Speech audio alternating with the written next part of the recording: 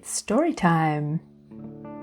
I recommend taking a moment to get comfortable, and while you're getting comfortable, this podcast and all of these stories are supported by patrons. So if these stories feed you and you would like to offer something back and become a patron too, you can do that on patreon.com/Can I Tell You a Story.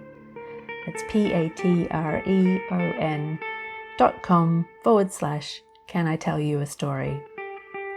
There's support options from $7 a month, and you will get bonus stories that you won't find here, behind the scenes bits and pieces, and more things.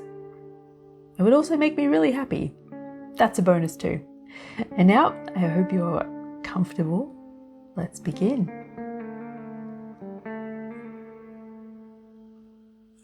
No one's looking at June as she glances both ways along the main street. She ducks into the narrow path between the bank and Freaky Froyo, the frozen yogurt shop with the yellow metal table and stools out the front. No one is sitting at them. The day is gusty and cool. The path is like a wind tunnel, the walls covered with a chaotic mix of graffiti and layers of old posters advertising gigs of local bands that have mostly broken up. If she reached her hands out, June would be able to touch both sides. The path runs in a straight line from the street to the littered and uneven car park behind the buildings, but that's not why she's walking it. June is walking the path because she was definitely not eavesdropping on two customers gossiping over a display of crystal sherry decanters at the fancy kitchenware shop where she works part-time. "Gosh," said the short one, "it really worked." "My word," said the other. "I found the hole and I did what it said, and, well, let's just say I've a twinkle in my eye and a spring in my step that hasn't been there in years." "Behind the Freaky Froyo, you said." "Perhaps I should," said the short one. "Oh, you must," said the other. They moved out of earshot to peruse the novelty garlic presses shaped like gnomes growing garlic beards. June isn't sure why anyone would want a garlic beard, but there's no accounting for taste, she supposes. For the rest of her shift, June turns the strange conversation around in her mind. Something behind the Freaky Froyo causes a springy step and a twinkly eye. A hole? How could that be? June has never been springy or twinkly, but she thinks perhaps she'd like to give it a try. Her curiosity is a breathless and irritating itch she can't ignore, and so here she is, after work, feeling boxed in and small between the tall brick walls either side of the path. Looking for some kind of hole, wondering if she shouldn't perhaps stop foolishly chasing wild geese and just go home. And then she finds it. About 2/3 of the way along the path is a large metal letterbox with a flap to keep the weather out. It looks like the kind of letterbox that might be found in someone's front door, leaving their mail in an inconvenient pile in the hallway that gets stuck under the door as it's opened. The metal is dented, like someone once threw something heavy at it. There's a sign above the letterbox, black with white writing in plain font. It says, "Complaints Department," in capital letters. Next to this is another sign. It reads, "Submit your complaints here. We endeavour to address all complaints within 30 days. Complaint resolution is final. Complaints about resolution to previous complaints will not be entered into." There's another sign next to it that says, "Manager on duty," with space underneath for a name, but it's empty. Presumably, June thinks, given it wasn't nailed down, someone took it. On the other side of the wall is a vacant lot, enclosed with tired wire mesh fencing. Weeds grow and then die through the cracks in the concrete. If someone happened to climb over the wall, they'd notice the letterbox doesn't come out on the other side. They might be curious about this. That would be unlucky for them. June doesn't notice. She stops in front of the complaints department, feeling her heart speed up. This is silly. She doesn't usually go in for this kind of fanciful superstition. But the woman in the shop seemed so sure, so springy and twinkly. June reaches into her handbag and pulls out a cheap notebook with thin lined pages. She fishes around for a pen and thinks for a moment before resting the notebook awkwardly against the wall while she writes. She tears out the page, folds it in half and hesitates. Pressing her lips together, she pushes the letterbox flap inwards with one hand and feeds the paper through with the other. She lets the flap fall with a soft click and turns away, walking fast through to the car park. She goes the long way round back to the street and sits at the bus stop, jittery and uncomfortable, waiting for the next bus home.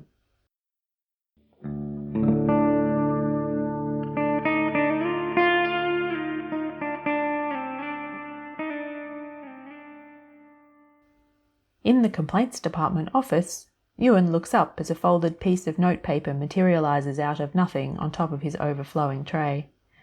It's the straw that breaks the camel's back, sending the whole pile sliding across his desk and onto the floor, collecting his silver assistant manager sign on its way past. It lands with a muffled clang. He swears quietly, groaning as he leans down to scoop up the drift of letters. Simone snickers from her desk across the room under the window. "Just wait till you get to my age," she says. Ewan glares at her. "Now these are all out of order," he says. "Was that a complaint? You're in the right place. I'll bump you up the queue if you want to owe me a favour. Complaint resolution is my specialty." Ewan ignores her. June's folded paper is still on top of the pile. He picks it up and reads it. Just 2 words, written in a scratchy blue ballpoint pen, pressed into the paper hard enough to turn the letters into grooves. "I'm lonely." There were 3 pink trays lined up along the back edge of Ewan's desk with a name on each: Simone, Sadie, and Silas. He files the paper in Simone's tray. "One for you," he tells her. "When Sadie gets back, you can head out." Simone heaves herself out of her chair and crosses the faded blue carpet, fishing the paper out of her tray. "Lonely," she says. "Like you'd be if I wasn't here. You know, it'd make much more sense if this tray was on my desk." "Why? Because then I'd have to get up to put things in it instead of you having to get up to collect them." Simone grins and plunks herself back down in her chair. "Lonely," she says again, fishing in her desk drawer and pulling out a battered black voice recorder. "Shh, now," she says to Ewan. "Silence, while I work my magic." Ewan rolls his eyes at her.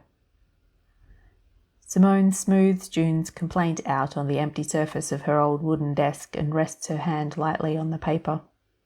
She picks up the voice recorder and presses the red record button. She takes a breath and lets it out slowly, unfocusing her eyes. Her forehead creases in a frown as her mind drifts. When she speaks, her voice sounds far away. "June, lonely, lives at 94 Bent Street beside the park. Thinks she wants a dog. Why do they always think they want a dog? Works part-time at the kitchen shop on the corner of Basin and Main. Would like to grow flowers, but can barely keep the grass alive. Not married, no kids, lives alone. Parents both died 10 years or so ago. Timid as a mouse. Well, not that mice are noticeably timid in my experience. They just have a good sense of self-preservation. Well, that'll about do it. This'll be an easy one." She clicks off the recorder, pulls an open notebook in front of her. Pressing play, she scribbles down the notes she just pulled out of the ether. As she's finishing, something thumps the door and it swings inwards and an enormous bunch of flowers enters the office. It smells like summer. "Look!" Sadie's voice sparkles from behind the flowers. "We receive thanks for a job well done. Where's that vase?" "You mean that one?" Simone points to a dusty crystal jug full of pencils standing on Silas's desk. "That's it."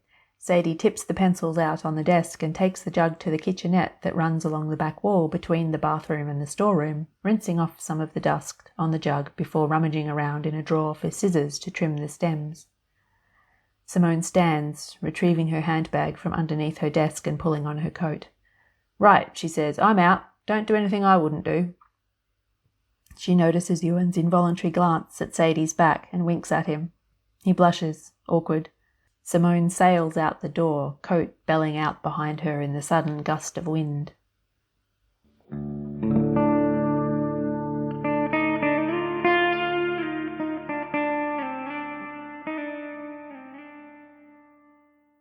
June is at home, fretting.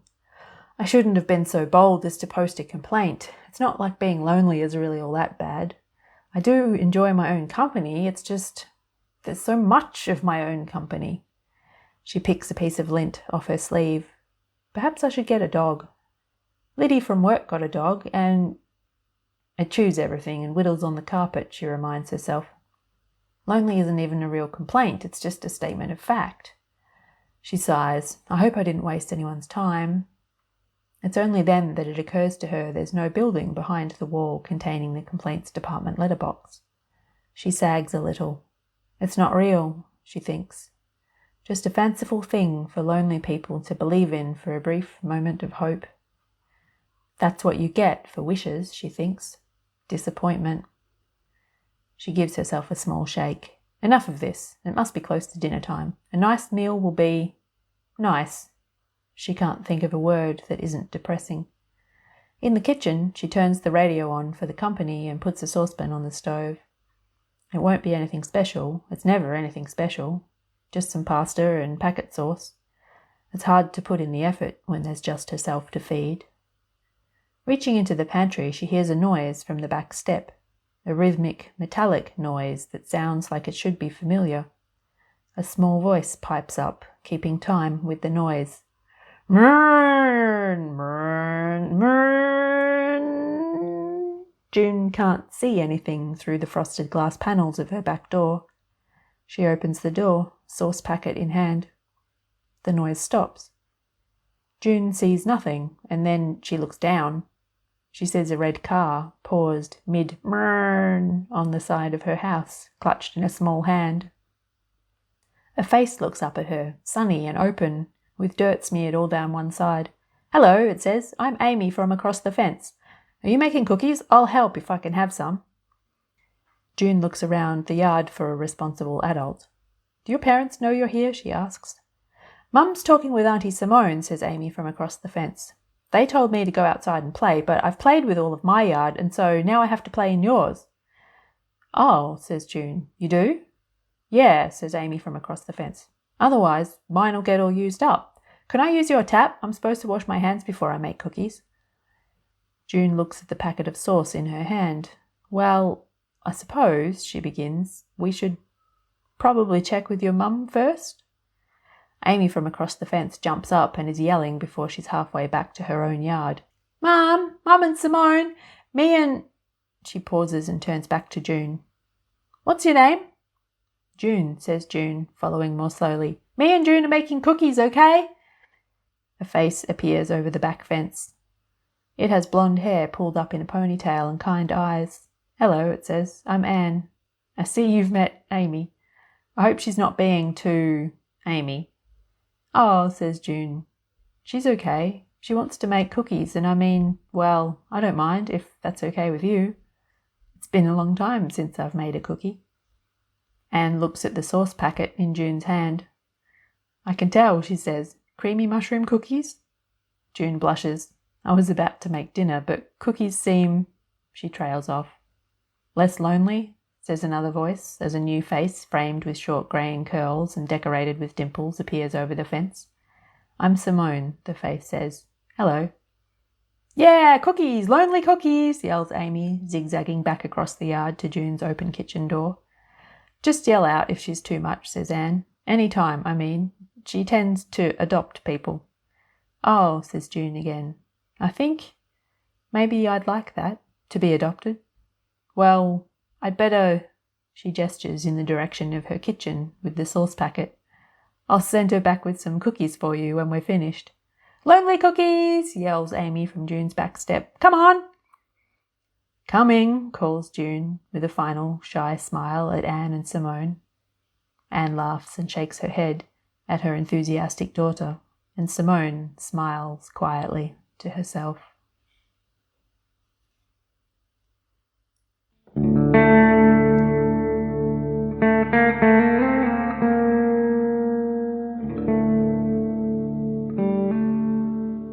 Thank you for listening and for your attention.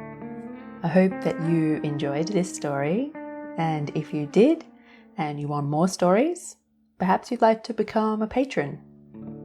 Patrons receive bonus stories and other things, including my endless thanks.